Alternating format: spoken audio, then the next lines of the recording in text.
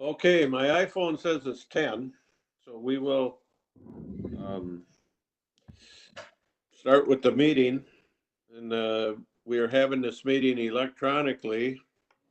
The governor of the state of Minnesota has issued Executive Order 20-01 declaring a peacetime emergency and coordinating Minnesota's strategy to protect Minnesotans from COVID-19. On March 24th, 2020, the Pine County Board of Commissioners declared a local emergency for Pine County. Based on these conditions, the chair of the Pine County Board of Commissioners has determined that the requirements of Minnesota Statute 13D-021 Subdivision 1 have been met and is not practical or prudent for members of the county board to meet in person. Members of the county board will join the meeting remotely. The public is invited to join the meeting remotely by phone. And there's all the information, and click on the link to the county website and it'll direct you there. So we will call the meeting to order and we will say the pledge. I pledge allegiance to the flag of the United States of America and to the republic for which it stands, one nation, under God, indivisible, with liberty and justice for all.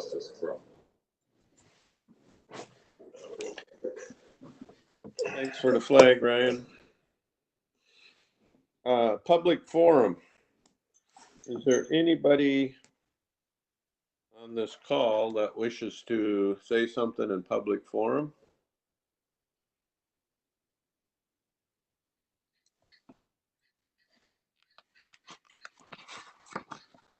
I am not hearing anyone, so we'll move on to adopting the agenda. Do we have any additions or corrections from anyone? Mr. Chair, we have one correction to the minutes. The minutes that were in the packet related to the Pokegama Lake Association lawful gambling permit should delete the word pull tab from the minutes so that it does not reference pull tabs. Thank you. With that, I look for a motion for adopting the agenda. Ludwig will move it with corrections. McRutt second. I heard Mick Rutt first, so we'll go with that. Any discussion? If not, the clerk will call the roll. District 4, Commissioner McRae. Yes. District 5, Commissioner Ludwig. Aye. District 1, Chair Holland. Yes. District 2, Commissioner Moore. Aye. District 3, Commissioner Chafee. Aye. That passes, and so we'll move on to the minutes of the May 19th, 2020 County Board meeting and summary for publication. Moore will move that.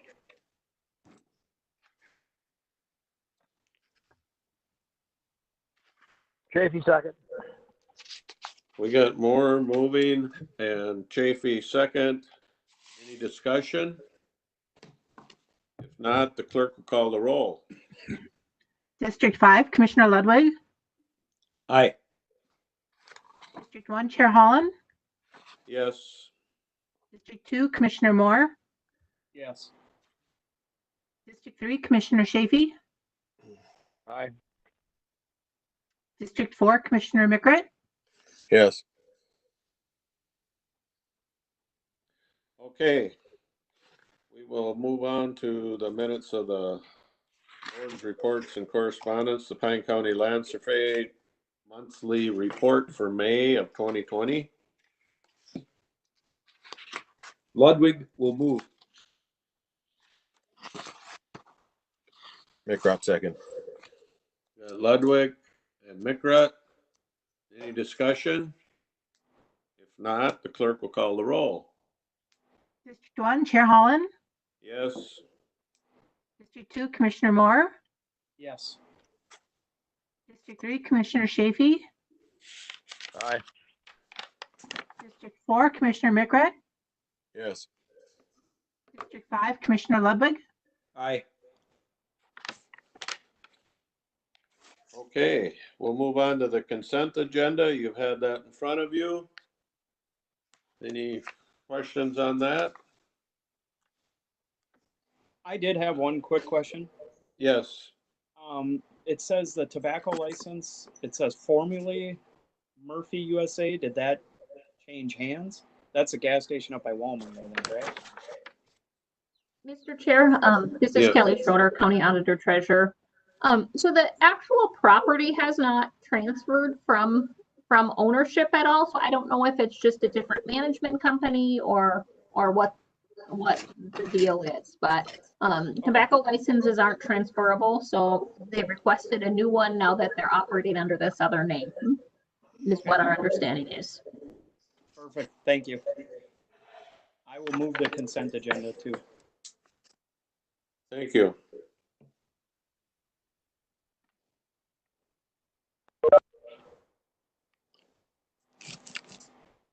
Chafee second. Chafee seconds. Moore makes the motion. Chafee seconds on the consent agenda. Any more questions, discussion? If not, the clerk will call the roll. District 2, Commissioner Moore. Yes. District 3, Commissioner Chafee. Aye. District 4, Commissioner Mickret. Yes. District 5, Commissioner Ludwig. Aye.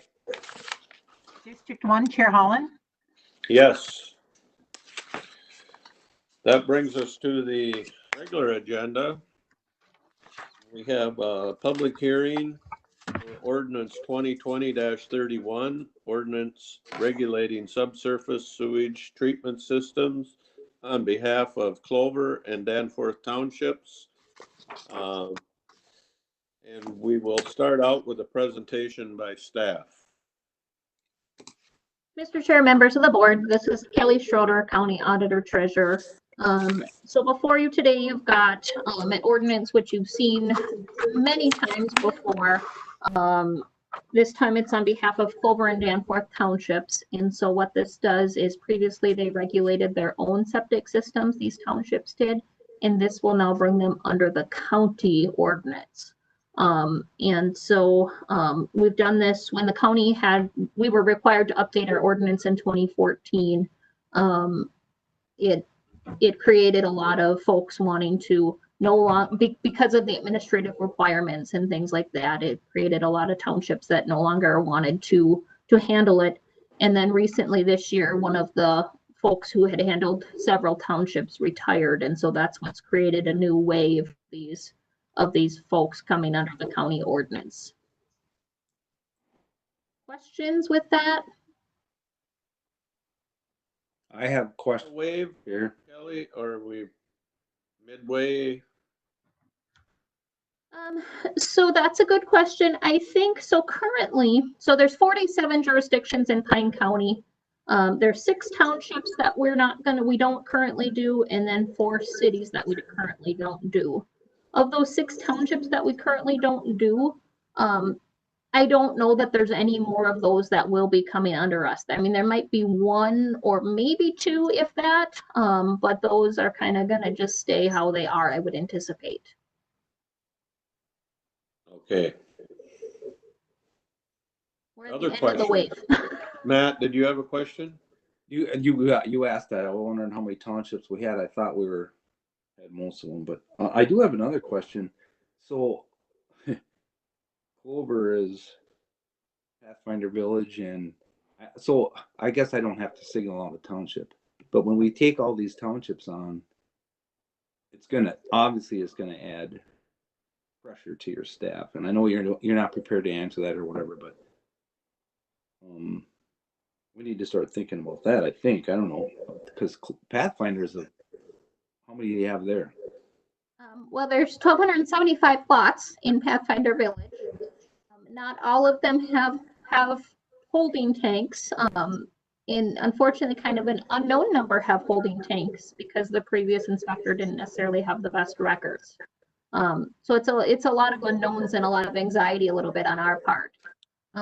In all honesty, though, in the last in 2014, if you think back, we had 2 septic inspectors with Ed and Robbie, and we did 15 jurisdictions. And currently, I have 1 septic inspector, and we now will be doing 37 jurisdictions. So yes, actually, Caleb and I have been working on a proposal for an additional staff person that I'm going to be bringing to personnel next week, actually. Okay, thanks, Kelly. Any Mr. other Chair? questions?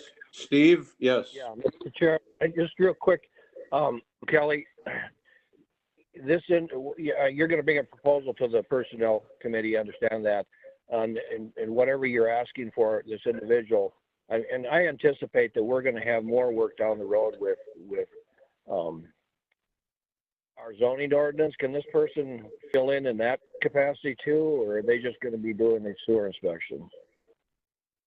Right, no, so Caleb and I kind of have a bigger proposal than just to add 1 person. We're going to kind of reinvent one of the positions in the office too, to take on some of those other things. Another big thing that we were never involved really in before is the water planning. With these 1 watershed, 1 plans, I mean, we are busy with that stuff. And then, I mean, we're running 2 transfer stations we never were before, and doing the WACA stuff, and it's just a lot of different things. And so, yeah, I mean, we're asking our staff to be very versatile with different aspects. So it won't just be septics. Okay, thanks, Kelly, and I'll just kind of see what you. No, thank you. Any other questions from the board? If not, we'll open it up to any public that has any comments.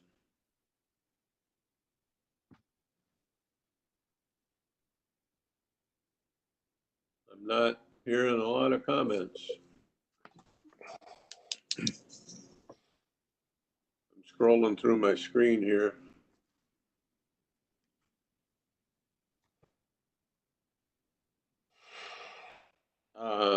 If we don't have any comments from the public, we'll close that public part of the hearing and we'll go back to the county board for any additional discussion. If anybody's got any questions, comments. If not, we'll move on to the consideration of adoption of the Pine County Ordinance 2020-31 on behalf of Clover and Danforth Townships, rescinding all prior ordinances and amendments to ordinances regulating subsurface sewage treatment systems within these townships. Ludwig, move it. Chafee, second. Got a motion by Ludwig, seconded by Chafee. Any discussion?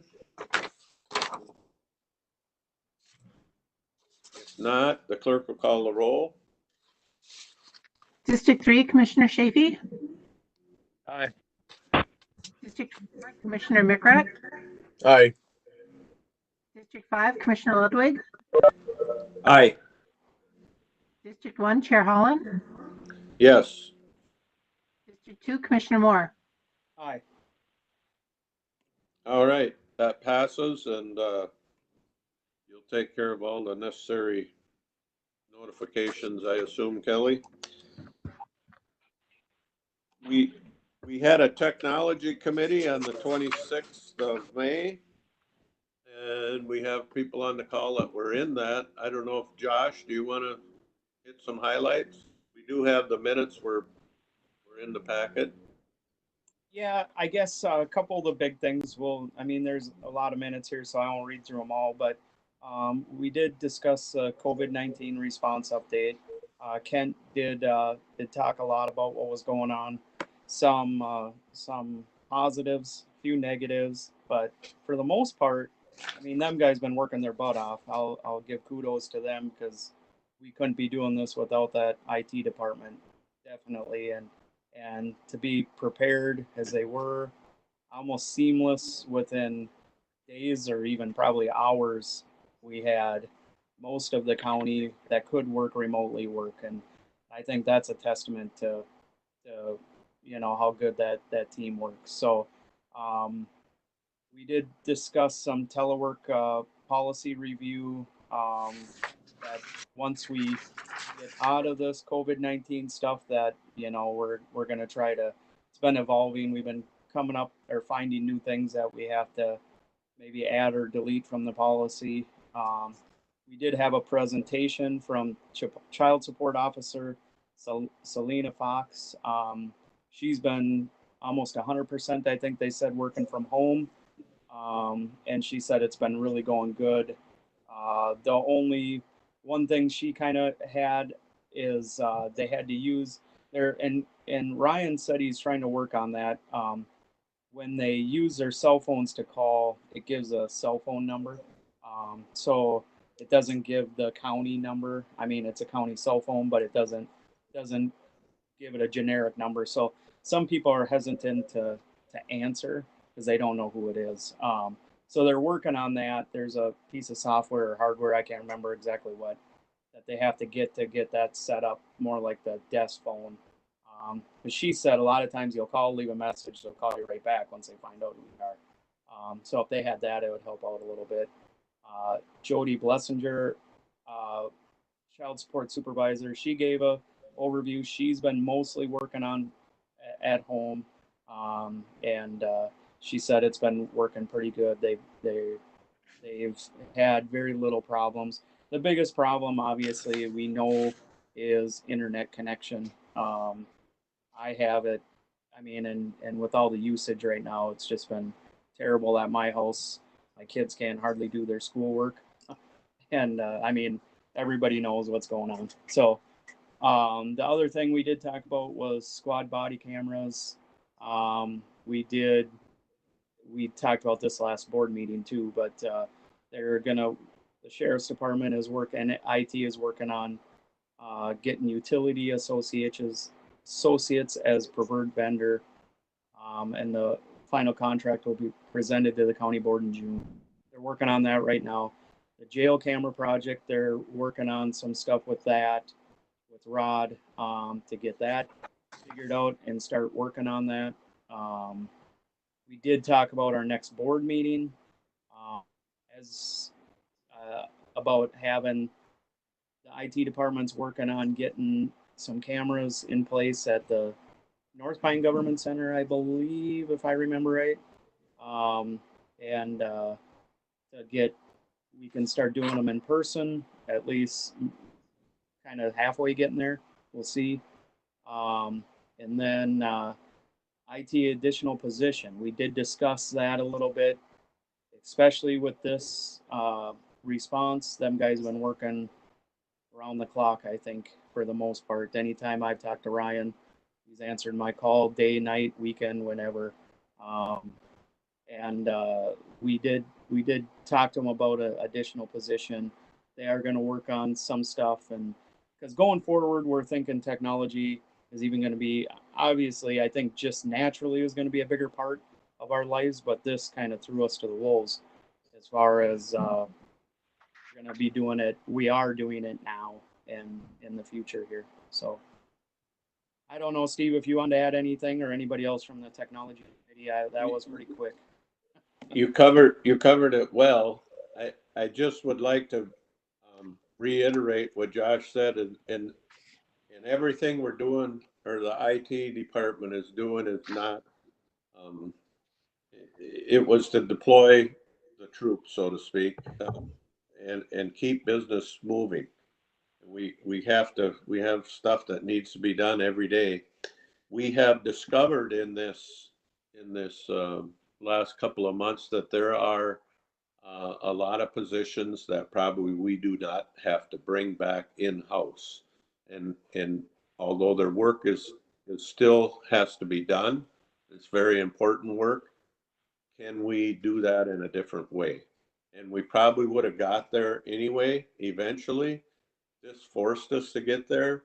And I think if we're smart, we will take this opportunity to continue down that path of those positions that it makes sense not to build a office building for them. Mr. Chair, Yes. Ludwig, I agree exactly with your comments there. My only question is our data security. That's the only thing I worry about working remotely and to make sure that it's secure. And I'm just throwing the question out there. I know it's hard to answer.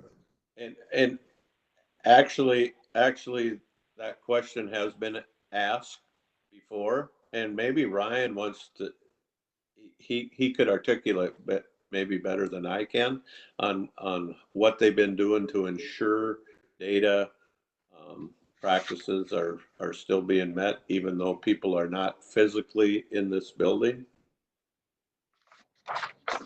Ryan?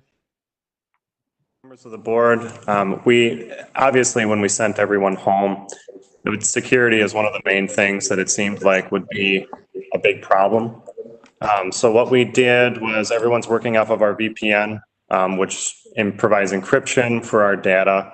Everyone was sent home with a laptop, and that's secured via passwords, usernames. Everyone's supposed to follow data practices and data security, especially HHS. They get trained on that all the time.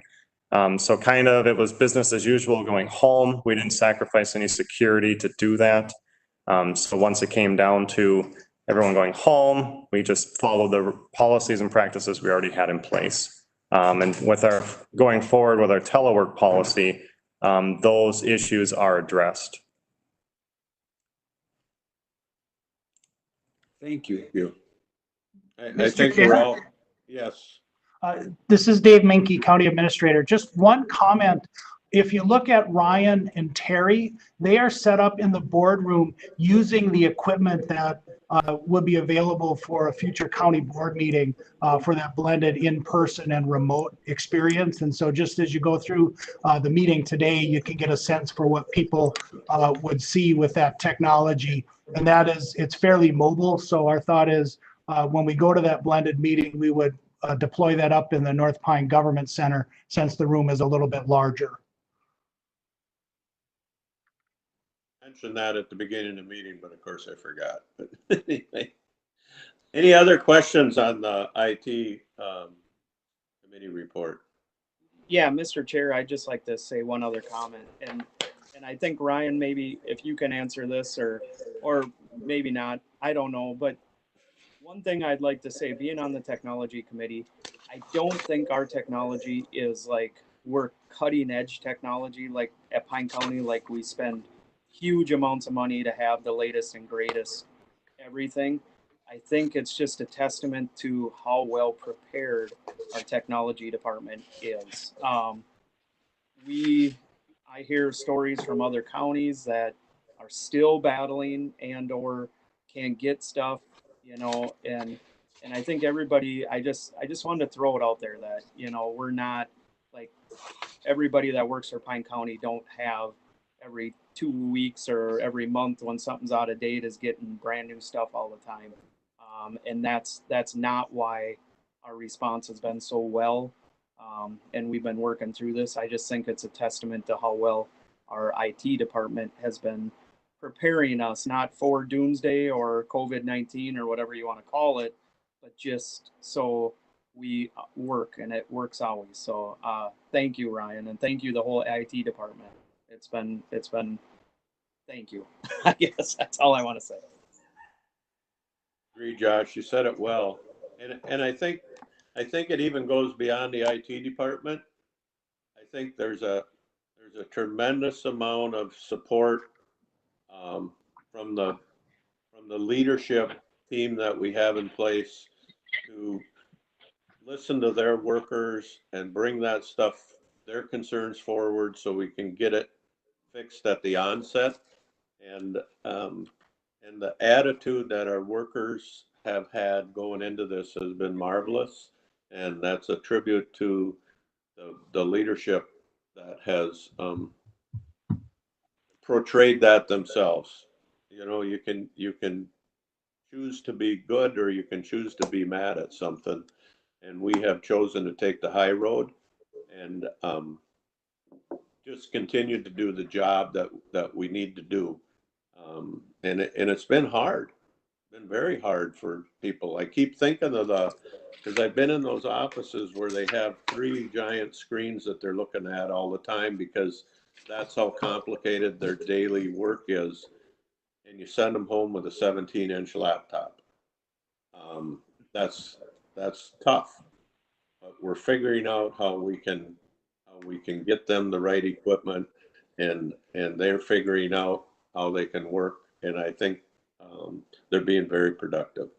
So thank you.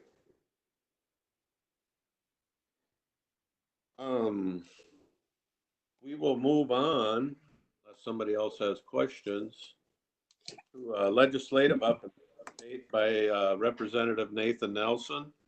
And Representative, we appreciate you being on the call. We appreciate your willingness to be available to us at the county whenever possible. So we've called on you a lot and you've sat in on a lot of our meetings, so we appreciate it. Thank you.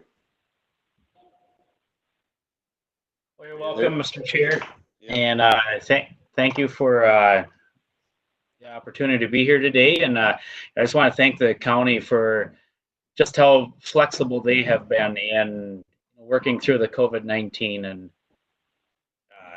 having remote meetings and everything. And some things remotely have gone very well, and other things there's been a bit of a learning curve with technology, and especially in the rural areas. We know that broadband is an issue, and that's something that we need to continue to work on. And our schools have identified more of the issues with, and they worked around it and were able to get this the students the work and whatnot that they needed. But that is something that whenever you have something like this happens, it definitely identifies weak areas. And I think both the state and the county and our towns have been working to address the issues that and how do we go forward in it. And I think we are going to see some. We talked briefly about maybe not having some office spaces that used to be there, and I think that maybe something that is very realistic. And at the same time, I know that not seeing some of my colleagues in the halls of St. Paul is a little bit of a challenge, because you don't get that opportunity to visit back and forth between them and kind of bounce ideas off each other. So some of those, now it's a phone call, so it has to be a little bit more intentional instead of just running into them in the hall or having lunch with them and visiting. So there are some challenges with remote work, but there's a lot of positive things too. So as far as the legislative update, there's a lot of things left undone, and something that bonding is a big issue. There's a couple big projects maybe they're not big in the grand scheme of things, but I think in our communities here, they're bigger projects that we'd like to see done and move forward on. And I'm hopeful that we can get a bonding bill together and pushed forward yet. But I think some of the, and again, working on broadband, I think that's something that Rock Creek, the lines run right through it. They don't have it. And, that's unfortunate with too many of these areas. So, but yes, there is and then also we're working on some stuff with the Child Protective, the HHS, and that unfortunately just kind of got put to the wayside when the pandemic hit, and I'm hopeful that whether it's in the special session or next year that can be picked back up and be worked on, because I think there's not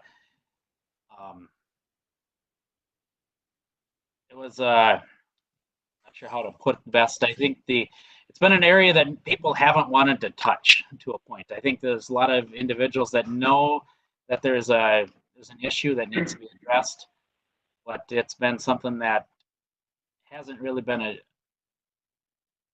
addressed adequately, and I'm hopeful that whether I don't know if there'll be anything done in the special session, assuming that's going to be called to order June 12th. That's kind of what we're hearing right now, but I'm hoping something moves forward on that. But if anybody has any questions, I'd be happy to answer them. Questions for a representative? I have a couple, Nathan, and Okay. and one has to do with the waivers that have been put in place to allow us some of those to do our work during this time, and some of those waivers, in my estimation, just seem to be no-brainers that we should be able to continue with them. And right now, they are set to expire, if I understand it correctly, as soon as the peacetime emergency order goes away. And so I'm hoping in a special session, I know AMC, I'm on a committee working with them to put together, we kind of are lining them up in some tiers. It's like the real, seemingly to us, the real easy ones. And then there are some that may be a little more difficult, but Becky Foss could name off a list of about 45 probably that, I don't know if it's that many, Becky, but a lot of waivers that have made our life simpler, and they seem like they are not causing huge problems in the whole system. So it's like, well, why wouldn't we continue to do that? And so do you have any thoughts, on that? Yeah, well, we've had a little bit in the discussions I've had with some of my colleagues are really talked about some of this of what we did some of these because of the emergency we were in, and so the waivers that have happened, and the protocols that we have been following, they were waived just so the job could get done, and in response to that, we've seen that maybe some of these things that have been waived actually make a lot of sense to continue with that waiver. And I don't know that it would necessarily, what it's going to look like, but I'm hopeful that some of these things can really be taken a hard look at and say, what is crucial that we have going forward, and what are some things that we can let go. And I think there's been also some discussion along those same lines about considering the violence that has happened in the Twin Cities and partly across the nation too.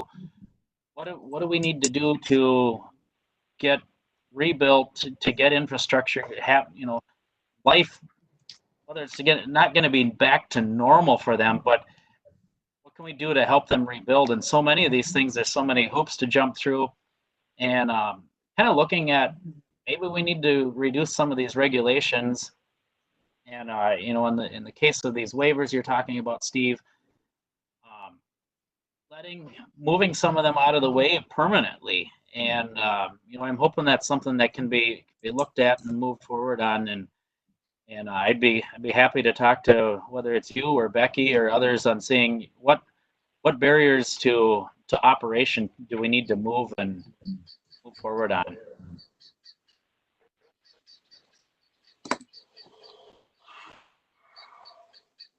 I don't know, Becky, if you're prepared to say anything or not today, but we just have had this discussion, and I know other county commissioners across the state are having the same discussion about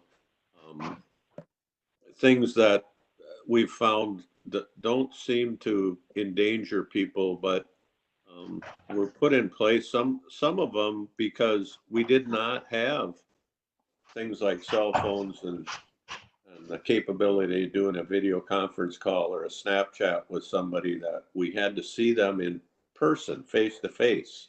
And now we can do some health checks and things like that using technology.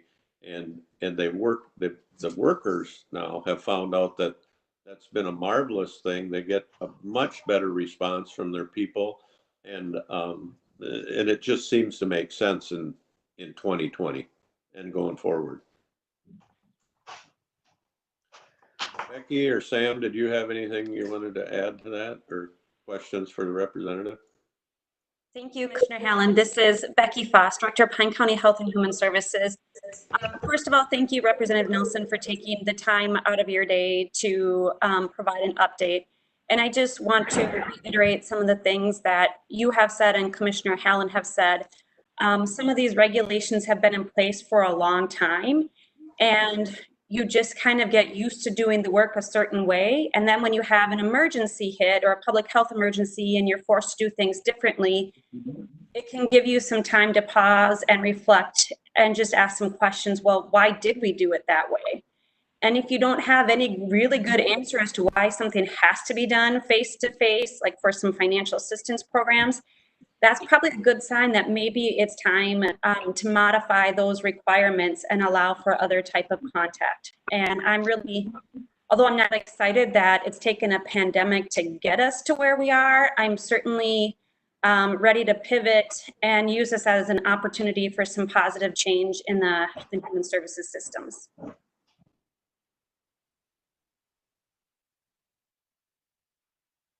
Mr. Chair, Representative Nelson, this is David Minke. And if I can make just a couple of points. One, just to put in a plug for the bonding bill and for the Oberstar segment of the Munger Trail, which we know was in the House original bill. Thank you to your work, Representative. And then also in the governor's proposal. And it's a really small amount of money in the terms of bonding, but it's very important to us. So if there's anything we can do to help you, Representative, keep that project alive, that would be, just let us know and we'd be willing to do that. And then the other point I'd want to make is just to talk a little bit about financial stability, both long-term and short-term. We know the state and the nation have gone from an economic almost boom to a bust. We're on the verge of a recession likely with the downturn in the economy. And there is some CARES Act funding that has been made available by the federal government to the state government. And in the regular session, there was discussion about making some of that available to local governments, I think $667 million. The sooner that any of that can roll out to local government, the sooner we can be more responsive in helping to rebuild our communities. So I guess I would ask, Representative, if you can advocate for that. It's my understanding there was a Senate and a House version that just could not be reconciled during the regular session, but hopefully there's work going on now that would bring that to the special session and allow for that funding. So anyways, those would be my 2 points, and certainly I can answer any questions you might have. All right, well, thank you, David. And yeah, and to that, the bonding, it's we'll continue to work forward on putting that forward. Like you said, it may not be a large grand scheme of thing. It may not be a large dollar amount for in the bonding bill. However, with the it is a big impact to our area, and so that is something that, and also the Pine Tech and their desired expansion, and the planning for it and the need for it really. But so those are kind of two of the big projects I would really like to see happen. And as far as the CARES Act funding, yeah, there was some legislation that just couldn't be reconciled between the House and the Senate, and I'm hopeful that in the special session that we can get that together, get the aid out to the local communities. I've heard from townships, I've heard from Pine, I've heard from Navik that there's extra funding that needs to be there, and I'd really like to be able to get that out there, and that, that it can go to the county and really allow the local control and the use of where those funds need to happen, with the guidelines in there of what needs to be done.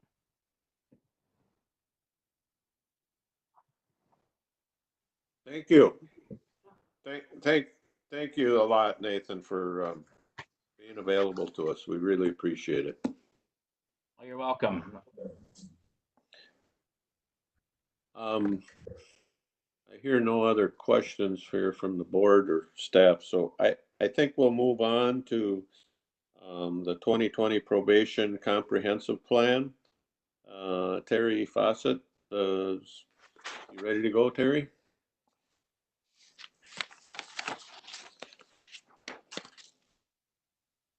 Hold on. Start again. What? Start again. My co-pilot over here still had me muted. Sorry about that, Mr. Chair. Good morning, Mr. Chair, members of the board. Happy to be here this morning. Did you want to hijack the meeting? Yeah, we have a hijacker of the meeting. Judge Wynn is here. I don't know why, but I would like to turn the floor over to her at the moment. Sit down. No. You don't have to. Right. I can hear you. Good morning. This is Judge Wynn, and I am honored to be here this morning to present Terry Fawcett with the Al Rieker Probation Award. That is an award that is granted for exemplary service and dedication to the probation profession. Typically, it's an award that would be given at MACPO, the Association of Community Probation Agents, at their spring conference. But of course, because of the pandemic, that isn't happening. So I really appreciate Dave Rinke and the board allowing MACPO and me to be part of presenting this award to Terry in a way that gives him some of the recognition that he deserves. Terry has dedicated his career to bettering the probation profession. When he came here to Pine County, he had big shoes to fill.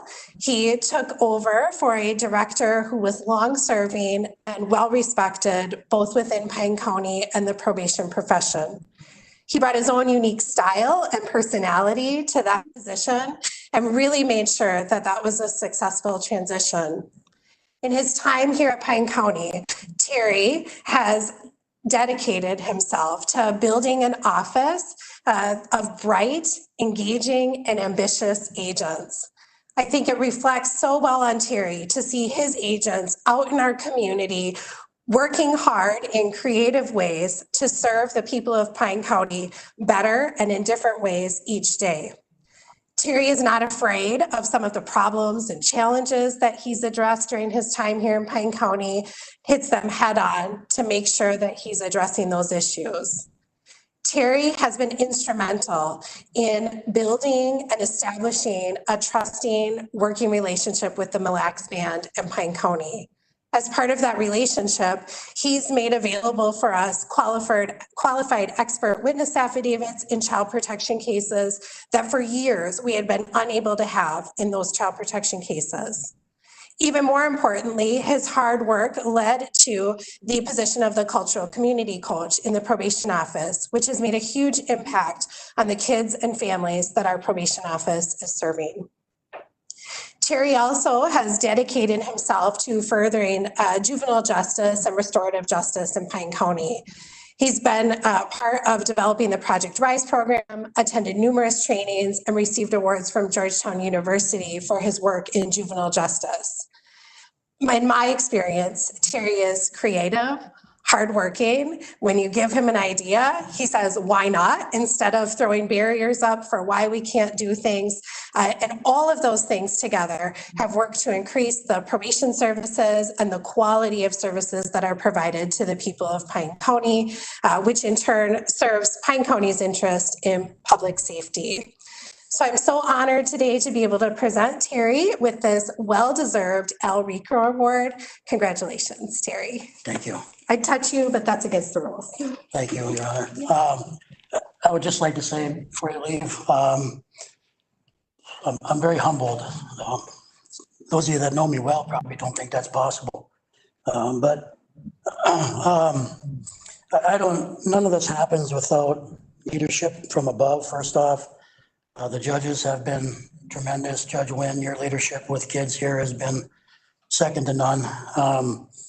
The leadership from the board and the county administrator, allowing me to implement ideas or dreams. Partnerships with county and community staff, county attorney, and developing those restorative justice programs and relationships with HHS.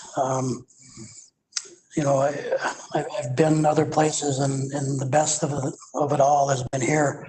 And then to have such a dedicated staff, as you mentioned, I accept this on their behalf.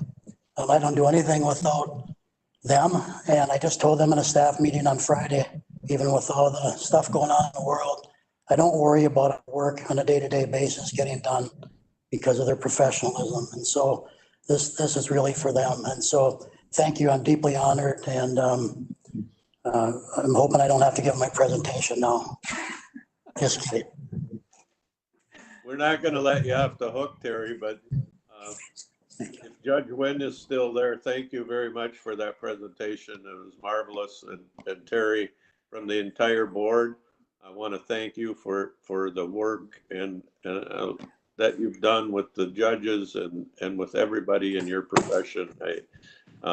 We can't thank you enough.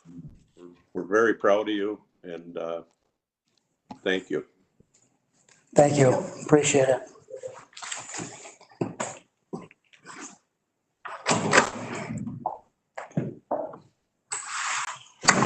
All right, to the business at hand. I will start out by saying I'm not pleased with Mr. Menke or Ryan Findell because I obviously was set up for this. Nice job, but Ryan, at least you will pay. So, all right.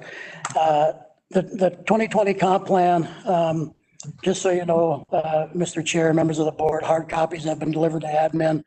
Those are the bound copies that you'll get. Anybody else on the call that wants a bound copy, just please email me. My email address is on the county website, and I'd be happy to send one out to you.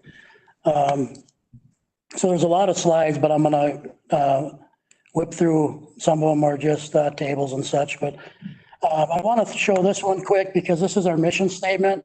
There's just a couple different words added in here. So after 10th Judicial District, it says under the direction of, it now says and Pine County. So obviously with the judicial policy changing in July 1st, I am a county employee. We are county employees. And so that has been added to the mission statement. I won't go through all the highlights, just some that I will highlight in here, but very happy with the past restorative justice program that has started in partnership with FCI Sandstone. So hopefully we can get back to that soon. The Project Rise team had an opportunity to present at several statewide conferences as well as a national conference, New Orleans. I've been serving as the MACPO president. That'll go through the end of this month. And then the new fiscal year, there'll be a new president, and that's been very challenging this year, but it's been very rewarding as well. The Evening Reporting Center grant is funded. It's began. That staff is being very creative in how to continue to deliver those services during this time. And then earlier this year, agents certified and authorized to carry the X26P taser as trained by the Pine County Sheriff's Office. So I really appreciate that. We did have the capstone of the year ceremony that happened this year. And that was, again, a reflection of those I work with and Judge Wynn's leadership. And so, most people are probably tired of hearing about Project Rise, but it continues to be some of the best work that I've ever been a part of, and was very honored to be able to accept that award and talk about my partners at that dinner. Some other committee initiatives. We had the senior agent recently elected to the MACPO Executive Board. It'll be a 2-year term. That's good because now we have another voting member of that board for 2 years. So if any big ticket items come up, we'll have a voice there. And then the Project Rise team also presented to the Juvenile Justice Advisory Committee. They actually came to Pine County to meet with us. That's a governor's task force, and so that was a kind of a big deal that they came here. And then we also had the opportunity to meet the Chief Justice. She came here, she's in the middle, and she wanted to hear more about Project Rise. So we were able to deliver that message personally to her. And the one thing she said was, how do we deliver this statewide? And so Reese and some others were going to give a statewide presentation at a juvenile justice conference in April, and that obviously has gotten canceled for now, but hopefully at some point that'll happen and we'll be able to deliver that message to a statewide audience. New offender entries this year. So these are the ones that just came on in 2019, 526. So went down a little bit from the previous year, but gross misdemeanor entries have more than doubled since 2015. Racial disparity. So in the 3% Native American population in Pine County, 14% of the adult caseload is Native and 25% of the juvenile caseload is Native. Those are, those are high. That being said, they're actually lower in both categories than they have been in previous years. And so that's just anecdotal on what that might mean at this point, but that's actually a good trend. So in this new offender entries, again, 526 in 2019. If you go by case type, 55 juvenile cases, 243 misdemeanor cases, and 227 gross misdemeanor cases in 2019. So misdemeanor cases are exactly the same. And so all the numbers really across the board are pretty consistent with previous years. Caseload demographics. So a snapshot, the state does a snapshot at the end of every year. So on 12/31 of 19, it showed that we had 1,197 offenders on probation. And then kind of our high numbers here continue to be the DWIs and the drugs. And so that hasn't really changed from previous years. Auto home placement numbers, again, well, I talked about this more extensively in my auto home placement report, but I think the good thing is average length of placement went down from 57 to 36 days. But those budget busters, again, they accounted for 77% of our placement dollars.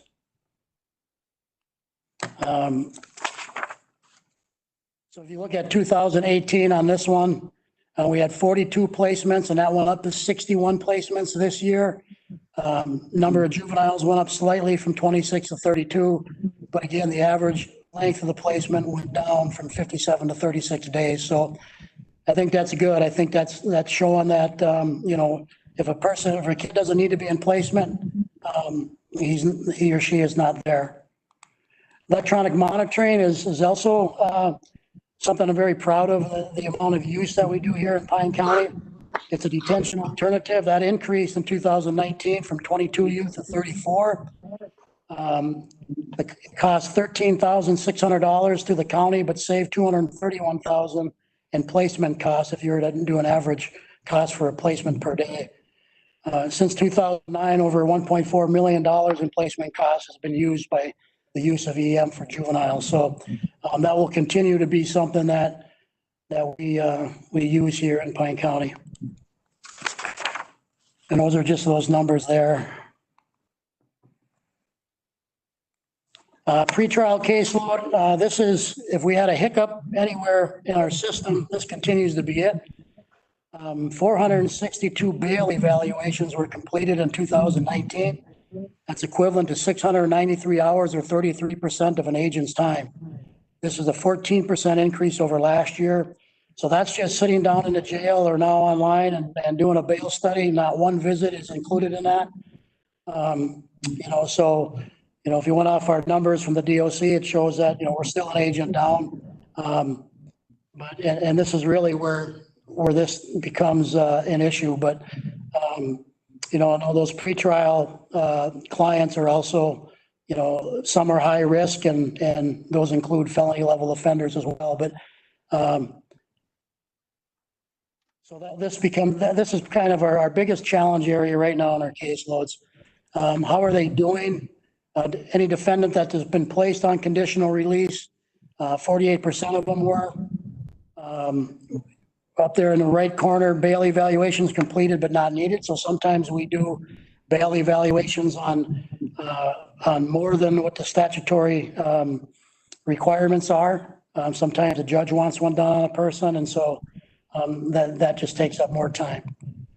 Some outcomes for this pretrial population. Tested positive for drugs or alcohol, 20%.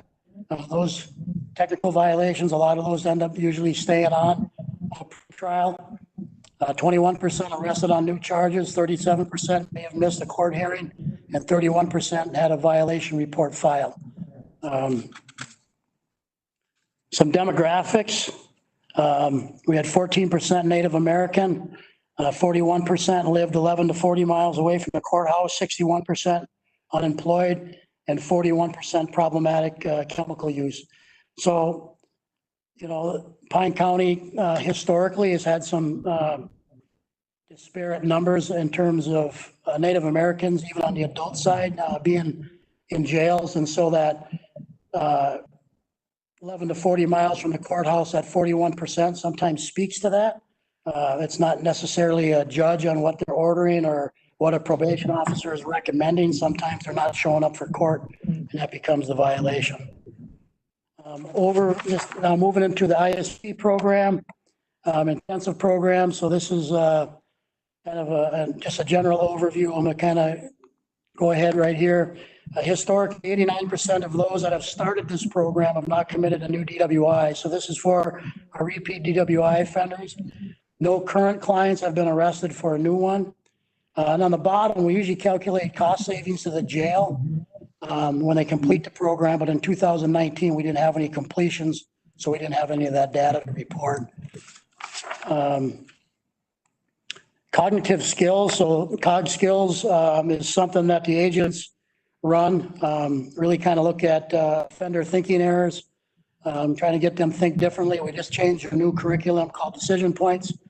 So they do this is their completion rate. They also do a satisfaction survey afterward.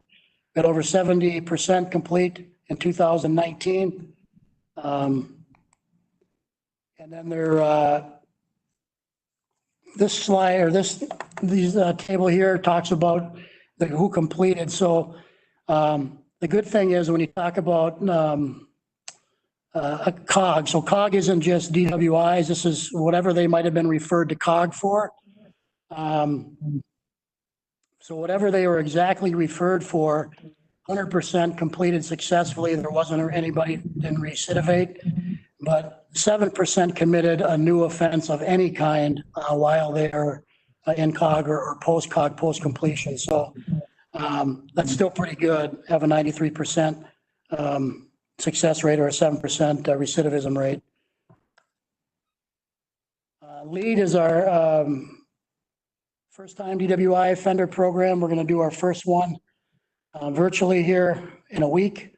We started this in 2015. So far, we've had 240 adults and 5 youth complete the program. The good thing about LEAD, this is the first year we wanted to track reoffense data. And so in 2017, we had 3 people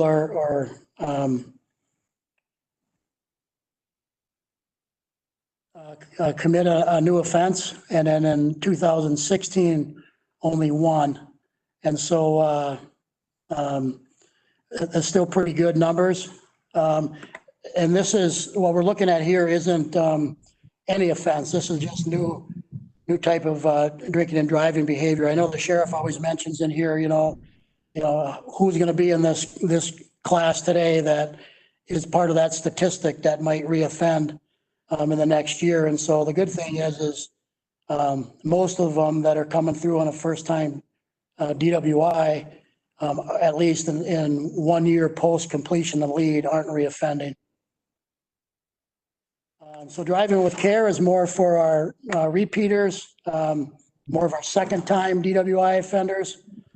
So this is kind of similar with our COG data, but this is even better. These numbers are smaller, but nobody has committed a same or similar offense or have reoffended in any way out of that category. So what that should say is, if that continues to trend that way, then we should hopefully have less people that end up on that ISP program a year or two down the road. So the trend is in the right direction.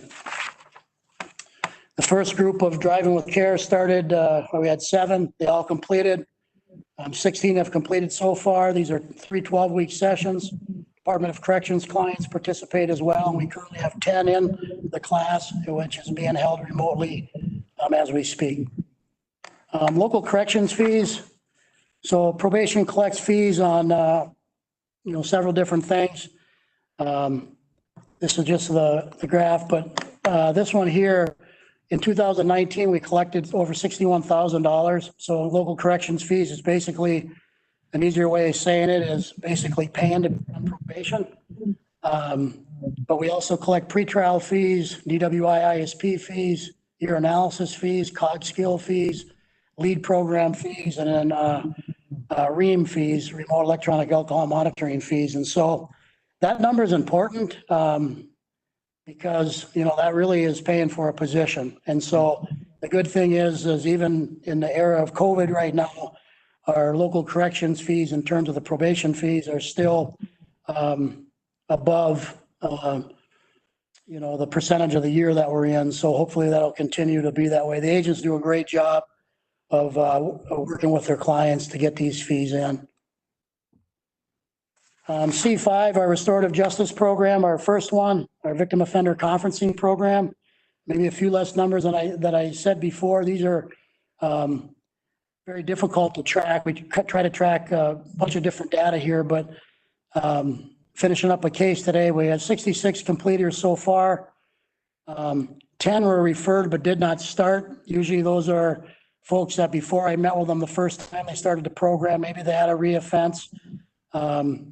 There's just a bunch of different reasons, but the fact we only count it as data if they've actually attended one restorative justice meeting and not just an intake meeting. We've had 53 successful cases and 3 unsuccessful cases. 2016 to 2018, we've only had we had 1 recidivate. 1 year post-completion in 2016, 2 in 2018, and then one of our transition kids recidivated on a much lesser crime. Those 3 transition kids were our EJA kids from a few years ago. So very difficult population to work with, very high risk behaviors. This kind of talks about the different participants that have been in. I'll go to a better way of explaining this here.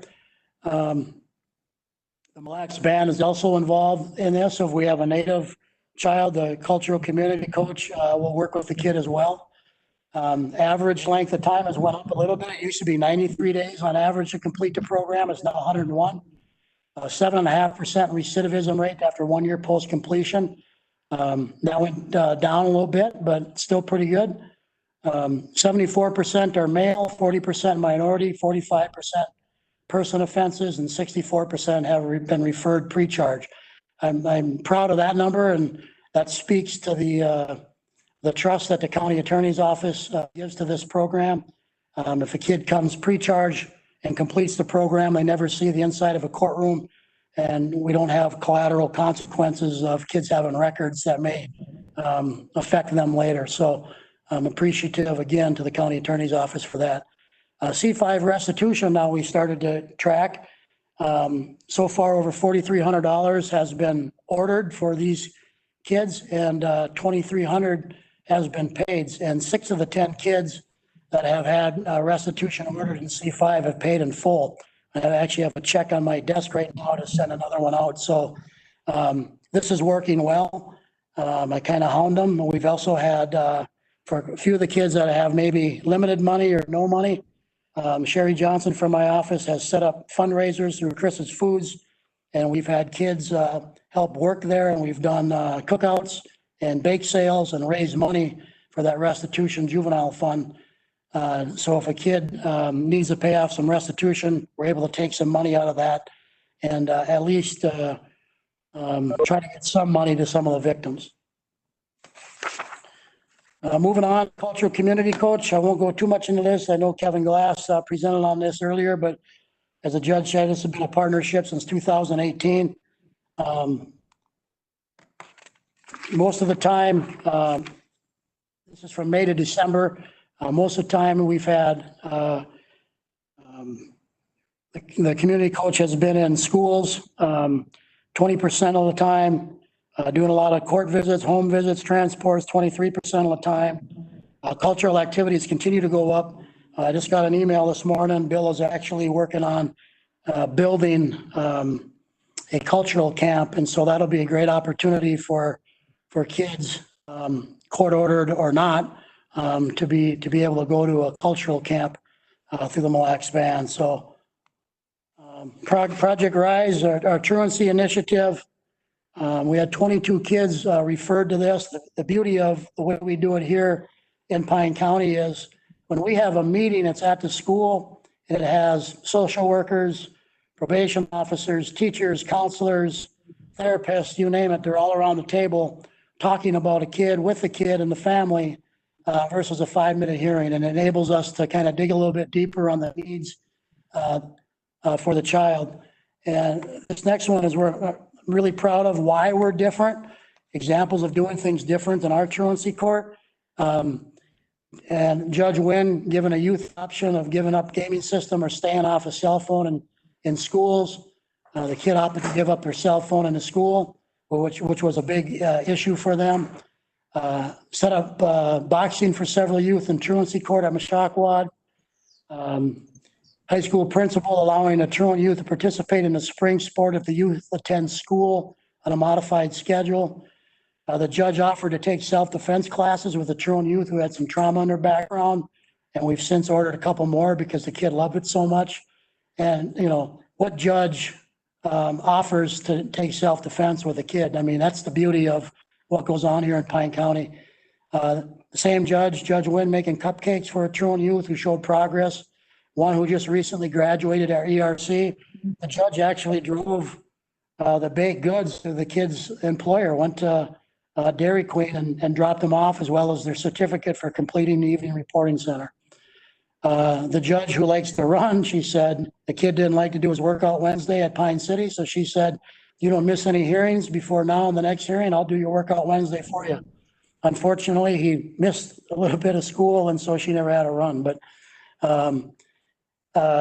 another judge making a pact with a truant youth who was staying up all night, say no use of your phone for either the judge or the kid after 8:30, and write a letter to the other informing how each other did. And it was really kind of cute. They wrote each other letters, how they're doing. The kid fell on the sword right away, said, Judge, I failed. And she admitted she was failing too, but had a hard time staying off her phone. I think that's supposed to say 8:30 p.m. But just kind of the beauty of, again, what judges do here. We had an agent provide truant youth a bicycle in partnership with social services so the kid be more active and get out of his house. And then again, ordering youth to participate in extracurricular or pro-social activity in lieu of community work, service, or detention hours. I'm not a big believer in just having a kid go do some work and but now we've done that. We do it more through changing gates, but I'd rather have a kid have an opportunity to do something pro-social. And so expose them to pro-social activities, more extracurricular, and working with the principals and having a kid who maybe has always been interested in sports, but maybe their grades or otherwise is preventing them from doing that. You know, get some of those things ordered by the court, and then allow me to work with them a little more intensively in the community coach to have a kid be exposed to something maybe that they've never have been. So I know that slide was a little bit longer, but I think it really needed to be because, again, the gift that we have upstairs with the 3 judges is tremendous. Graduated response, this is a very important one to me. We use a graduated response grid, and an agent will score this, and then it'll help guide their decisions on what they should recommend in court. So the response to the child, kind of matches maybe the crime and the severity of the offense and the risk level and so forth. Some of the data on here, which I think speaks to the talent of the agents and the relationship and respect they have with the court. 100% of their recommendations this last year were in accordance with the response grid, and 96.3% of those recommendations were adopted by the court. So that tells you, again, they're utilizing the tool the way it was designed, and the court is adopting their recommendations because they know they're not just shooting from the hip. Risk assessment instrument, the RAY. So this is used by probation and the county attorney's office when the child appears in court for the first time, and it'll measure or not whether or not a child should go back to secure detention or not. As you can see, total sample this last year of 15, and only 3 went back to detention. Again, I think that speaks volumes. It speaks to community alternatives, which we have a line item for. It speaks for electronic monitoring opportunities and so forth. And so you guys might not always hear some of the things that your leadership enables us to do, but this would be one of them. Some of the overrides. So sometimes there might be a RAY override. Why might that be? Well, if a parent is really unable to control the child, or if a child is dangerous to themselves or non-compliant on GPS, they might get detained. Or if there's firearms involved, that may be detained. But in all override cases, the court orders that the juvenile could be moved to non-secure detention when a bed becomes available. So, being part of the joint powers agreement, this is where some of that maybe come into play, because having a bed down at the juvenile center allows Pine County to shift a kid to the non-secure side when a bed's available. So, and the agents see that is done, and having these open-ended orders are important. Evening reporting center. This is just kind of a synopsis of all the good things that have been done. This came out of the recent report that was done by the director and the grant manager. And so we'll have a lot more outcomes reported in next year's comp plan, but it is going well. And again, we just recently had our first graduate. Some last slides here. Continuing the practice of best practices. Again, evidence-based practices is important. Shows that we're doing things according to the most available science, and not, again, shooting from the hip. In 2019, we secured that grant. This year, we're able to implement a new COG for both adults and juveniles. And then we implemented our past restorative justice program in partnership with FCI Sandstone. So we're always looking to do a little bit more the next year than we're doing currently. And so we track that. Some opportunities and challenges. Well, before I get to that, the one thing I want to say about that decision points, this was recently brought up. Our COG coordinator, Sherry Johnson, and the agents were recently on a call with the authors, so the national authors of the decision points curriculum, and how we can deliver this curriculum virtually. And wouldn't you know it, the authors really hadn't given that much thought. So some of the comments that they said were Pine County are pioneers, and Little Pine County is a trendsetter for online decision points in the US. So again, Little Pine County is getting some national exposure. Why? Because we have some dedicated agents and a dedicated COG skills facilitator or a coordinator that's reaching out and saying, hey, how can we continue to deliver services here even though we can't have people on site? Oops. So lastly, opportunities and challenges. Again, having that graduated response grid finally implemented is very near and dear to me. We continue to look for ways to develop community assets to drive town out-of-home placement costs. The ERC will be a big part of that. We call that justice reinvestment. continue to only look to place dangerous and sexually dangerous kids. As you well know, the state continues to fund at less than 50% reimbursement. We've worked very hard this year. Hopefully something will get done in special session. And then obviously COVID-19 has kind of thrown us all off track. But again, as I kind of said earlier, I'm part of a great complement of staff who continues to do their job very professionally. And COVID or no COVID, the work will get done here in Pine County. And so I'll open it up for questions if you have any. I know that's a little bit lengthy, but I appreciate your time. And again, I appreciate your leadership, you know, obviously during COVID, but pre-COVID as well. Thank you. Thanks, Terry. Presentation. So does anybody have questions, Terry? Of Terry? Comments? We're happy that you got the Stanley Cup there, Terry, so we expect you to do it. Yeah, I don't think the top comes off. Huh? I don't think the top comes off, so I can't drink on it. Darn it. Thank you. Thank you very much. We'll move on to the 2019 Highway Annual Report. Okay, our annual report kind of lays out our expenditures and revenues and inventory and our equipment and all those types of things. Something that we've got to gather for the state and for state aid process. So every year we put this stuff together and try to give you guys some information.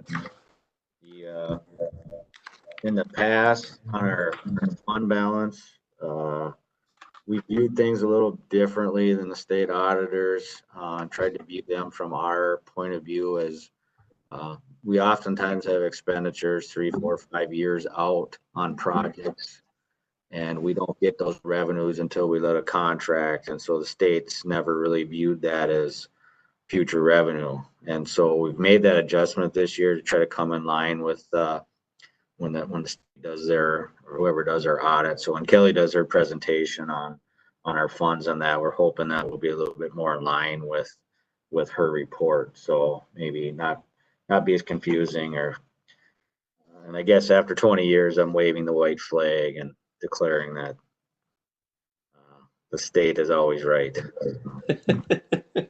Come on, Mark. We did, just in summary, we did end up with a fund balance of about 1.4 million, undesignated of about 550,000. I think, so we probably ended up about 400,000 when you look at the audit that Kelly had done last year. Our sales tax projects, we did about $950,000 in projects last year, collected about 1.26 million. And we carried over close to 400,000 in that account. So we'll carry that into this year. It puts us in a good position. We won't have to delay any of those sales tax projects this year, next year. So as we look out, and we're not sure at this point what the impact will be, obviously with some changes, but I don't think it's going to be a devastating effect on the sales tax projects. We turn to page 1, has a summary of our contracts that we let, our expenditures. If you go down to county road system, you'll see we spend a little over 1.2 million on our county road system. We also spend close to 700,000 on fleet services, or fleet, actually acquisition of fleet. And so if you add those two numbers, you end up with pretty much the number that we get from our levy. So the levy dollars are really just going directly into our county road system and our equipment purchases. You can see we did order number 4. It looks like we didn't really buy anything, but a lot of our purchases got carried over into 2020. Some of that was with the squads and that. So we did spend money. It didn't show up in this report yet. So Our assets page, you can see we're flush with cash right now. We got 2.8 million at the end of the year. The main reason for that is when we start a project, we get 95% of that money up front once we have a contract. And so this last year, we had 2 big projects carry over from last year into this year. So we're hanging on to that cash. And as we pay the contractor, that cash number will come down. So that's kind of one of the things that I would note on that. The other thing is, if you go down to our allotments on page 2, it says -247. So what that means is we're advancing projects. Some counties, they'll have $4, $5, $6, $7 million in their allotment that they don't spend, and they just carry over from year to year because they're not doing projects. My philosophy's always been to get the projects out as soon as we can and get that benefit to the public. So that does impact the fund balance. I mean, if we had a big allotment in there, obviously our fund balance would be a lot higher. So that's the main driver on the fund balance. On the liabilities, page 3, you can see summary of the liabilities, and then our reserve. So all our inventory, if you add it all up, it's $441,000. We have the $388,000 in sales tax and a designated balance of $554,000. Total fund balance of close to $1.4 million. Our accounts receivable, you can see a list of all the entities that we deal with and those that still owe us some money. On page 5 is a listing of all the gas tax funds that goes to each township. So that's based 50% on the miles of road they have and 50% of the population in that township. So you can go through and see what your townships are getting from the state. It's a little over $500,000. That's basically a pass through. It comes in through the auditor's office, and they distribute those funds. And every year, the townships send me, we send out a map. And so if they have changes on their system, if they've added roads or gotten rid of roads, they update that so that we make sure that the mileage that is getting reported is accurate. So it's important that those townships keep up with that so that they're not missing out on any funds. On 6, you can see our inventory supplies.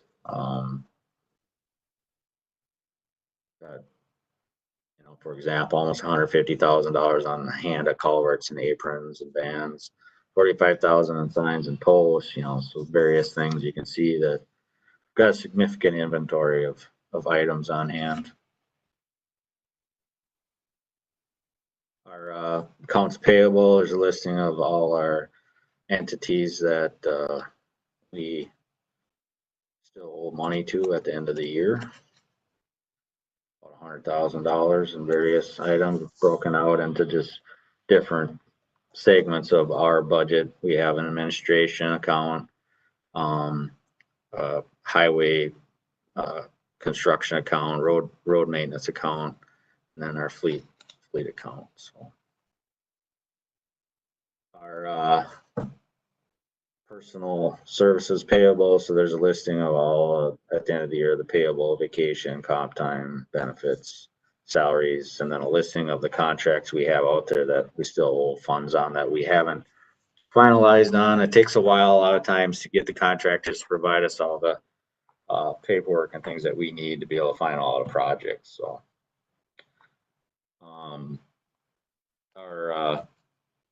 we've got a statement of revenues and expenditures. You can see on page 9, we receipted in a little over $10 million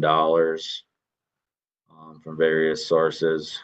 Our state aid allotment annually was $8.8 million, and probably heard they're projecting about a 15% reduction next year. So I believe that's about $1.3 million. That's the bad news. The good news is it's kind of divided up between, our maintenance and our construction side. And so on the maintenance side, it's about $500,000 that, we'll have to account for some type of reductions kind of got some thoughts on that put together.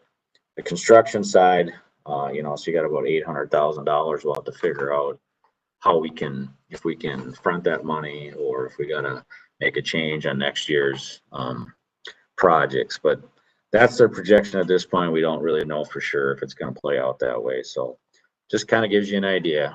Our budget, is usually about $10 million. And last year we received over 10 million. Good news is our expenditures was about 9.2. So we didn't spend more than we got. So that's always good. Page 11 has a summary of what we spend for maintenance on our system. An idea of different things that we spend on the CASA and the rural system and the municipal system. You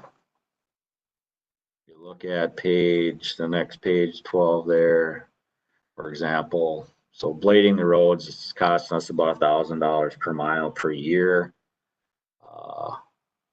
Snow and ice removal on average overall. You're looking at, so say on our CASA system, you're looking at $1,200. On a rural system or local system, $600. So overall, the CASA system, we're spending a little over $3,000 a mile, but just on the basic maintenance, it's about $2,000 a mile. And so when I talk to townships, I figure about $2,000 a mile or $1,500 a mile. So when they look at their budgets, they ask me sometimes, how much should they have in their road or bridge account? So if you take a township that's got 30 miles, they should probably have a budget of $60,000 a year for their maintenance. So the rest of the report here, we got our fixed equipment assets. We got a listing of all our equipment here. About 10 pages of equipment. That includes everything that we own, sheriff's vehicles, fleet of all kinds. Now we've got our fixed assets. So right now we estimate our total building values of about $3.5 million. And so we're kind of behind on some of the counties. I know Carleton's building an $11 million maintenance facility. So we're on top of the other one they have. So we're about $8 million behind on the fixed assets that they have. So I guess we take pride in we built that Hinckley shop for about $200,000, and it provides for 2 tandem trucks and a blade. And so we feel like we really got good value for that. If you get a chance, you haven't been up to the Hinckley shop, go take a look at it sometime. And it's a very nice facility for really the guys did a really good job keeping the costs down for that. Finally, we've got a summary of our construction costs. You can see each project and all the expenses specifically laid out on those. And last year was about $5 million that we actually paid on contracts. And then there's a map showing the projects that we let. So there's a few projects up north and a few projects down south, and that's always good to see. So quick summary of the report. So I don't know if you got questions on anything in our department. I try to answer those. Anybody? Just a comment, Mark, and that is we appreciate, you said something that we've known for a long time. And that's we don't spend money we don't have. You're once in a while.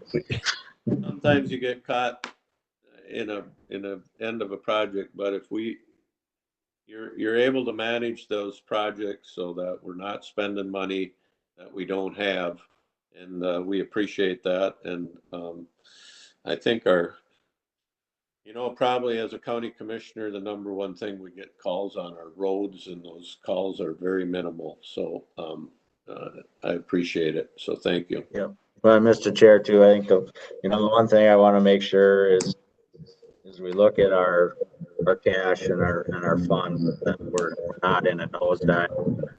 Last year we went down a little, this year we went back up. And so I think that's the important thing, is that we don't have a trend of going down, or I got to come and say, we need more levy dollars to support the department. And so we keep an eye on that, but I think at this point we're holding our own on that. So.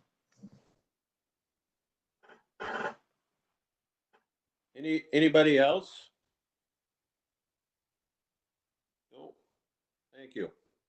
We'll move on to a Corona response update, and I believe we have Denise and Sam, and I see Kelly on the line. But Denise, are you there? Matt, did you Actually, Denise had stepped out, so okay. I can give a quick update on what she left with me. Okay. So basically, okay, sorry. So where she's at is a lot of the FEMA reimbursement stuff, working through that and trying to make sure the entities that are affected are getting their paperwork in, and working with FEMA on how to document that, and also Kelly on how to get that sent in so we can hopefully get some reimbursement back. And then the personal protective equipment keeps coming in. We're pretty well stocked on that. She's got another shipment for to distribute to the fire side of the world. And other than that, it's kind of the status quo. Thank you. Sam? In public health, we're kind of trucking along like we have been. No crazy changes. Right now, we've got 89 cases in Pine County. They've kind of stopped tracking release from isolation, so I don't have a good number for that. But we still haven't had any additional hospitalizations, no deaths, so that's all really positive. The testing is still occurring at Essentia, and that's going well. And we're currently working with our long-term care facilities to make sure that they're connected with all the resources they would need, whether it's PPE or who can they connect with if they need testing. So we're kind of coordinating, facilitating that. So that's going well. And we did also take over the case investigation contact tracing responsibility for Pine County. We don't do the prison or the jails because that's an outbreak that they generally take on at the state. But anybody who's not at the jail or the prison, we would work with, or long-term care facilities. So we're kind of working with them, it's complicated, doesn't matter. But it is going well. The people that we've talked to, connected with, people are very nice when they answer the phone where we work with them. Going well. Thank you. And so just bigger picture, Minnesota is it's trending trajectory that we were expecting. We're still looking at plateauing sometime probably in early July. Of course, there's a lot of, it'll be really interesting to see the data in about 2 weeks and what that looks like. Right now, the data is kind of showing some really good positive, like in terms of doubling time is actually quite slow right now. It's doubling in about 20 days. And our positivity rate is low, which is good in terms of number of positive tests out of all the tests we do. But community spread is higher than we'd like, and hospital admissions are really where we're kind of concerned. So it'll be interesting to see where we go from here. I don't know where that goes, where we're going to go. Well, we'll find out. Thank you. Kelly, I think you got some info for us probably. Sure. So we opened to the public yesterday. I'm getting a lot of feedback. I'm not sure. So we opened to the public yesterday at the courthouse. So auditor, treasurer, zoning, recorder, assessor were open. The morning was very quiet, which was kind of nice. It was surprising. I thought that there was going to be a mad rush. The afternoon got a bit busier, but overall it went well. People were very respectful. A lot of people were wearing masks.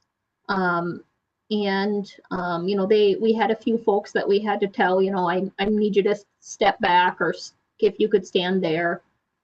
We did find that some folks did kind of congregate in the lobby a little bit, which was something that Dave had kind of thought maybe would happen. As they were waiting for whoever to leave the counter they wanted to go to, they were hanging out in the lobby, but they were doing a good job at social distancing in the lobby, so we felt okay about it. And one thing that we ran into, we had an elderly person that came in who needed to sit down, and there were no chairs, so that was a little interesting. So that's something maybe we'll have to think about. Do we want, we don't want to have those chairs for people to hang out, but yet we do have elderly people that come in that it's all they can do to get in the door. And so, that's something we can think about what we want to do moving forward. Today, there's still no chairs out there though. Any questions on that opening stuff? I do, Kelly. What were the people that were coming? Were they coming to record something, or why were they there? So it was a mixed bag. So we had quite a few people come in to pay property taxes, and they were coming in just because they were late and they wanted to know how much their penalty was. And then we had one marriage certificate, so that wasn't so bad. We had a couple people come for zoning. Some of those things are just complex and they wanted to talk through them ahead of time. Had some birth certificates, but not nearly. Like, I really thought there'd be 30 people in line for birth certificates, considering how many phone calls we got of people wanting birth certificates. But there was just a handful of birth certificate folks. So overall it was a mixed bag, but it was okay. And so far today still it's pretty quiet.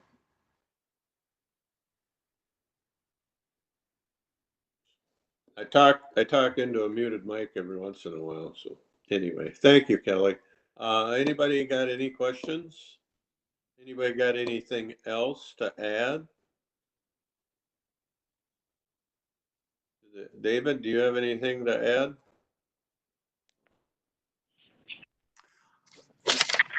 I don't have any update to add.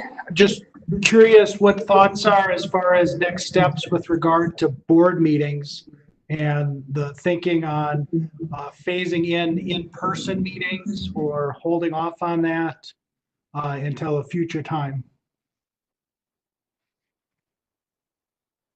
Well, board members, it's for my part, it's gone well. I don't know. Doing what we're doing. I know we can't do, probably if the whole world opens up, we'll come back to a meeting, but we do have people that fit into that category of being more vulnerable, and just based on my age, I kind of slide into that category. So, I would tend to believe we could continue meeting in this fashion, and if we have some need to have some people be at a building, we would probably be able to accommodate that based on what I've seen today. I think our new equipment looks like it's going to work pretty well. So, Mr. Chair. Yes. Ms. Ludwig, I will not, I would like to go to when we have a board meeting, if they're gonna set it up.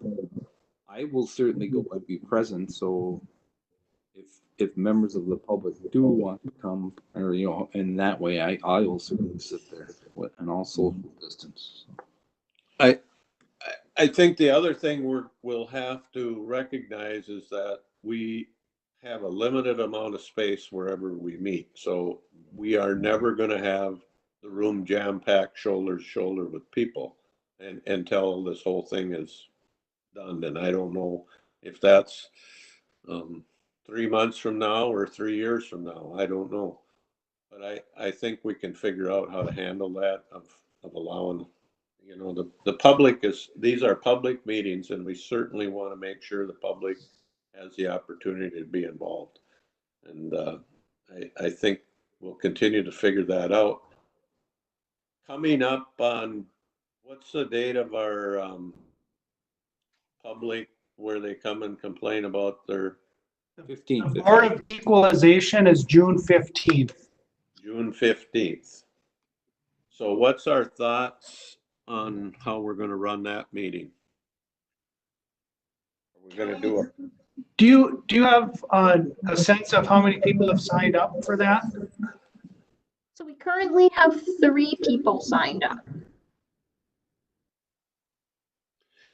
So is that something we would feel comfortable doing on a limited, people could, if we had 1 or 2 people at the meeting place and allow the public that have signed up to come in 1 at a time? Is that something we think we could do? Or how do we think we want to do that? Mr. Chair, Yes. I think, well, I'm just going from the past experience. They get assigned a time slot. Right. What they do, they don't really keep them. They all show up there and just wait for their time slot. So that's going to be how we communicate. If we're worried about too many people, is it something we can manage with stay specific to your time slot when we talk to them, or just an idea? I don't know, but. And what about the board? Yeah, I'm expecting that 0 board members or 2 board members or 1 board member will be on site and the rest will be remote. Mr. Chair, can I ask a question of Kelly first? Kelly, of those people who have signed up, has there been any conversation or have they had a preference of remote or in person as to how they would want to attend the meeting? We have not had that conversation with them.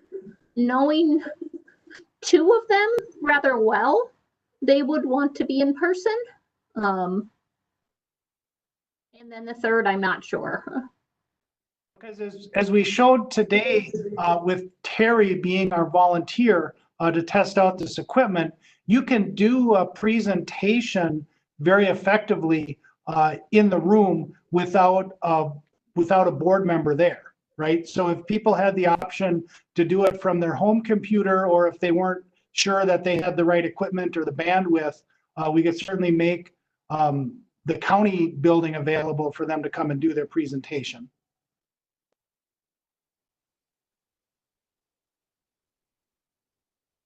So I guess I'm saying it's a 2-part question, whether you could have the public in person so that they wouldn't be left out because they might not have the technology. And then a second part of that question is, do you want board members, and if so, who in the room?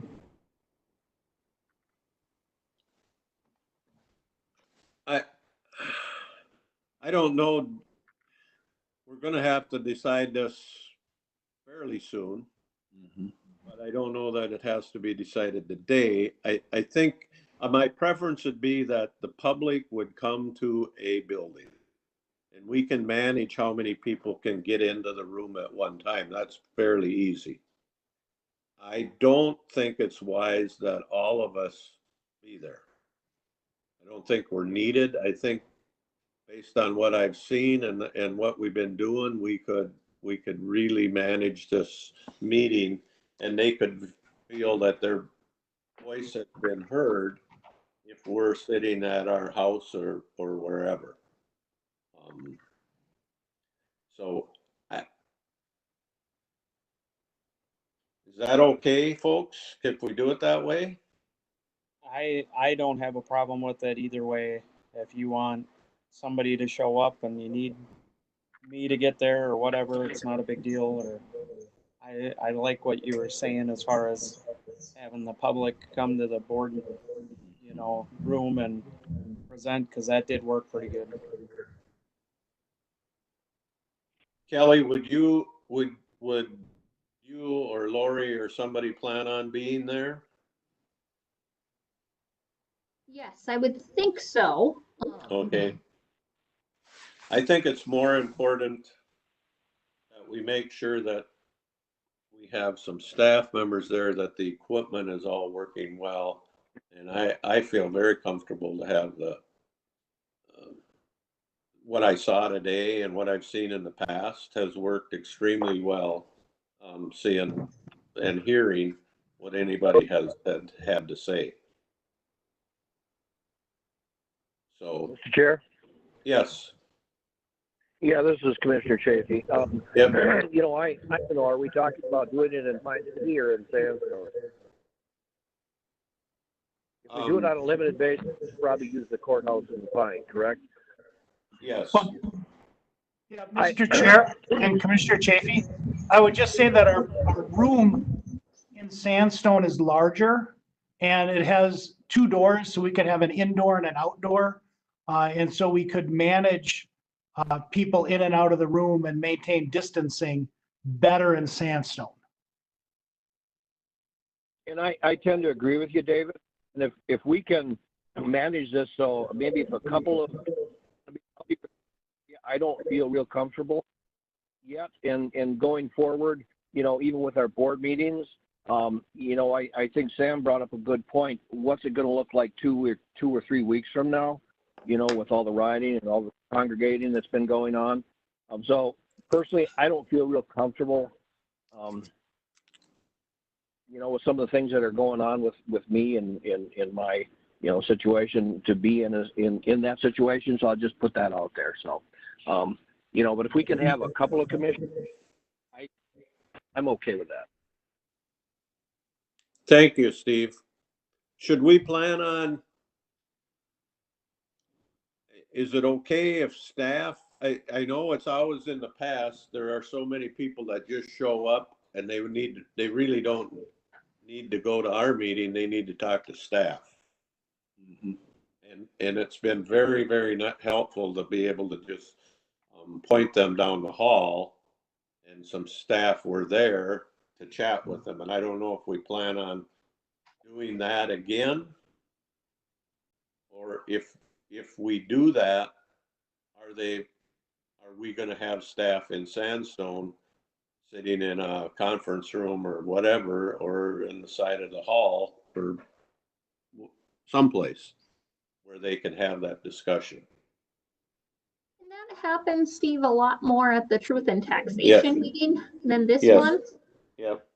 So I guess I'm not overly concerned about that. Okay. Well then, let's do this. Let's plan on having 1 or 2 board members, and we can decide that via an email poll in the next week or so in the government center, the North Pine Government Center, and we'll have the equipment there. Is that all right, Ryan?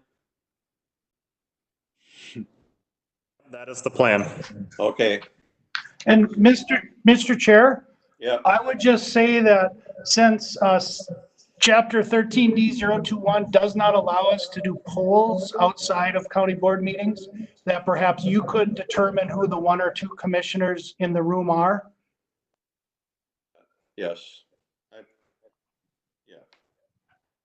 I will assign somebody to be there. And then we'll have a limited staff presence there just to make sure the equipment works and that the assessor is available to sort of run the review of the properties as usual. Thank you.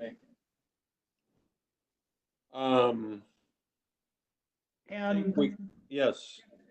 So the next day, that Tuesday, would be our next regular board meeting. Would our plan be to replicate that sort of a scenario? I would say yes. I would say yes.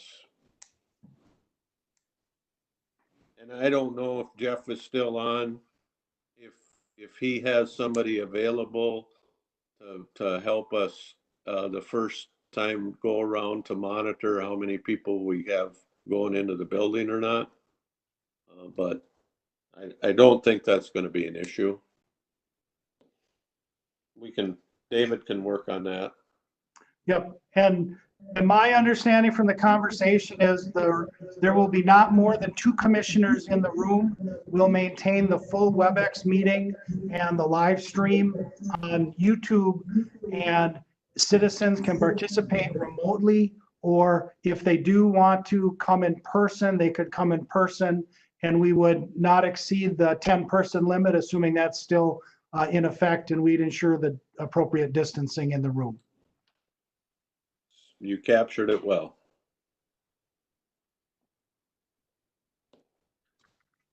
So I think we can move on to commissioner updates unless somebody else has something. The AMC Blue Ribbon Committee continues to meet twice a week.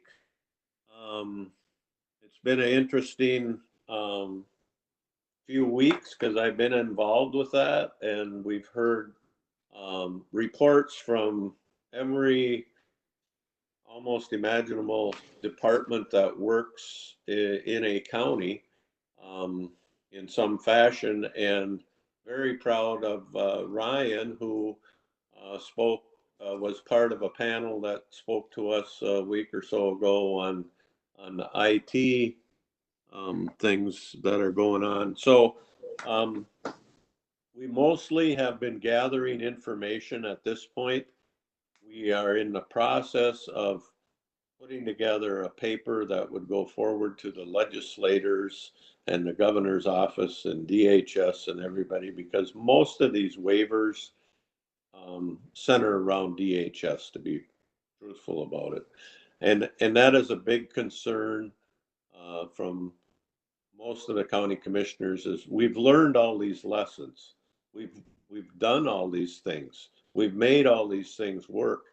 Let's not just throw the good that's happened out of this in the trash and go back to the way it was if we don't have to. So I have big expectations that some of these are just such no-brainers that it would be an easy lift for anybody to say, yes, we can do that. I was very disappointed that the legislative session ended and they didn't at least extend for 60 days the waivers after, because the way it's written right now, most of these waivers go away once the emergency order ends.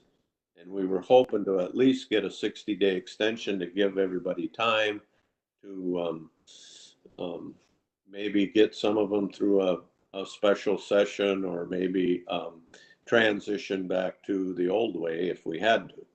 But we're working on that. It's been there's some very, very good people on and AMC staff that are working on this. So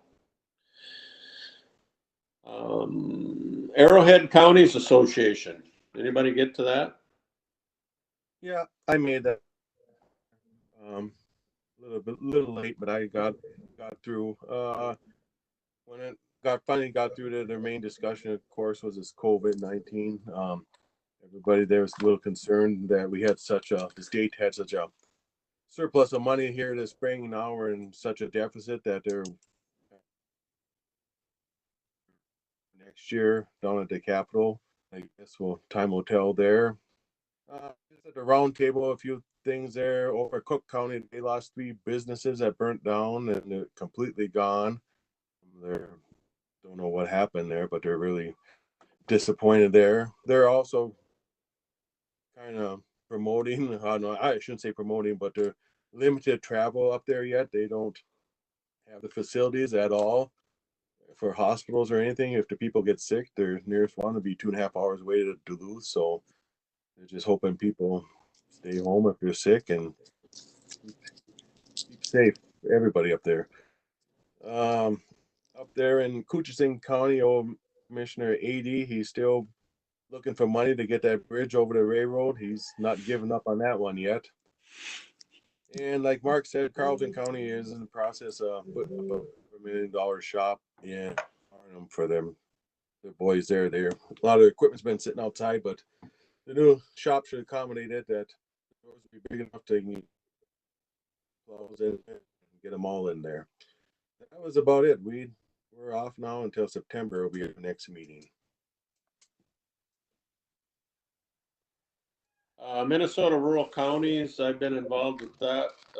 They seem to be the most focused on reopening the state, and that's been their big focus. And so that's about all I got to say on it. I don't know if they'll get any way except work themselves into a lather about it. But anyway, that's what they're working on. I see NLX is canceled. Is that correct, Matt? Yes. AMC District 1, Matt and I, who else made it? David? Anyway, we had a good meeting, and I think we're all getting very accustomed to this video conferencing thing, and certainly meetings like that, where it's always at least a 2-hour drive, it seems like. It's appreciated by me. It is. I will not try to kid you. I miss the time to sit down and have coffee and lunch with our colleagues and have a chance to ask them one-on-one when you see them about what they're doing with a particular issue or hear what's going on in their county. So I do miss that part of it. But as far as just plain getting business done, I think we're doing fine. AMC kind of helped get the meeting set up by asking commissioners to have a statement prepared about some good things that happened and not so good things, and keep your comments kind of laser focused, and that was interesting. I think for the most part, everybody is doing quite well in Northeast Minnesota as far as providing services that are needed to people. And so I think we're doing as well as anybody. And so thanks again to the staff. Anybody got anything else to add from that meeting? Mr. Chair. Yep. I just want to let the rest of the group know that it was pretty much a common theme with all the counties there, that everybody realized that a certain group of people could work from home. And they all reported that as like, if you would have asked the same counties 3 years ago or 2 years ago, they'd say, no way, that's just going to be an impossible task. And along comes COVID and everybody did it. And they go like, this is like, we're hearing the same thing in our meetings today, but it was a common theme through all of them. I thought that was interesting. And then, I don't know, maybe Dave could probably handle this better, but was Matt maybe that went into, there was the 1.4 or 1.5 surplus prior to the COVID hitting, and then they said there was a 3 point something loss in revenue. There's the numbers, but then if you put them together, and they had a $2.4 billion rainy day fund, so those numbers are still, but it's going to end up a little short no matter what. Yeah, I think you're right. On a local level, if I read what Kelly sent out correctly, we got the cuckoo clock going off here. Must be time to quit. But anyway, it looks like our sales tax collections, if I'm reading those numbers right, are not going in negative numbers from previous years. They're still going up. They're not going up as fast as they used to, but they're still going up. Was I reading that right, Kelly? That is correct. The only thing is that you didn't have like the April number yet, which I feel like maybe that will really show Yeah. So we'll see when we get that April number here about mid-June. I'll get that out to you guys. Okay, all right. Yeah, that'll kind of be the storyteller. I think a lot of people are at home doing projects and they had to go to the hardware stores. Yes. Mr. Chair, Yes. before we adjourn, just one comment on liquor licenses and due to all of the bars and restaurants that serve alcohol needing to close, we have an option to consider of possibly reducing their upcoming liquor license fee kind of on a pro rata basis to account for those closed months. Is that something that we would want to have a committee take a look at? I had thought about that and maybe, I think we need a, finance committee meeting, in the near future, and maybe that would be the place that it could come out of, because it kind of the licenses come out of the same office, so. Kelly, Yes, could you set up a meeting, with the finance committee? Sure, yeah, absolutely. And if we're gonna do something, we'll want to work quickly because those renewals go out the end of June. Okay. So sometime in the next 10 days or so? David, is that all right?